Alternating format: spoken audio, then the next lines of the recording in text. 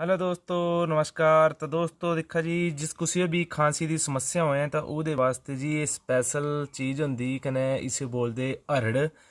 कने दोस्तों ये होंदी पहाड़ी जड़ी बूटी कने ये अहां दे इलाके विच पहाड़ां विच मिलदी है कने बड़ी रेयर मिलनी, मतलब हरेक जगह नहीं होंदा ये पौधा। तो दोस्तों ये जेह्ड़ा खंघा वास्ते बड़ी कामगार चीज़ है, क्योंकि ये जेह्ड़ा इसे हरड़ बड़ी कौड़ी होंदी।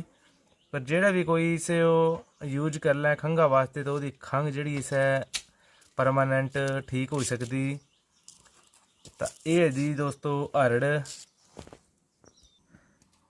तो दोस्तों इन्हां हरड़ें दा खाने का तरीका क्या है कि तुहां जियां ये हरड़ है इस टाइम ये सैल्ली है, तुहां ये लैनी कने फिलहाल अहां इतनी हारियां हरड़ां रखियां। तो ये हरड़ां अहां जेह्ड़ियां सुकाई के रखी लैनियां न।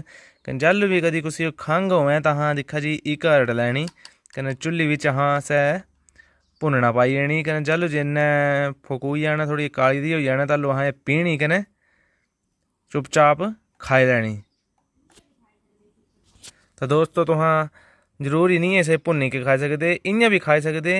तो तुहां इन्हां छिलकें बस ये होंदा कि कौड़े होंदे, थोड़ा जेहा सहन शक्ति रखना पौनी। कने कौड़े कौड़े जियां लोहाई होंदे न लोहाई लैने कने तुहाड़ी खंघ जेह्ड़ी 100% ठीक हो जानी। तो ये देसी चीज़ हरड़। तो ये दिक्खने हो मम्मी लग्गे दसना कि'यां कि'यां खानियां। क्या करना ना भई चुल्ली च फिर बेलनी है गराखड़ी दी जच अच्छा अच्छा फिर ये कट्टी लैनी है ना, ठंडी हो जानी तां खाई लैनी है। फिर हरी होंदी है खां घटी जाती। अच्छा अच्छा छिलके। पुरानी खां बड़ी स्वाद होंदी है, हरड़ खानी हो कने बटली दे लगदी पर खां घटी जाती। इ'यां तो कौड़ी लगदी ना। इ'यां कौड़ी लगदी पर खां घटी जाती खरी। अच्छा जी खरी होंदियां एह्। ठीक है जी। तो दोस्तों दिक्खा जी मम्मी दस्सेआ है कि हरड़ां जेह्ड़ियां हैं तुहां इ'यां भी खाई सकदे। इ'यां ना थोड़ियां कौड़ियां होंदियां पर चुल्ली च भुन्नी के जेह्ड़ी इ'नें कड़वाहट देई मरी जंदी।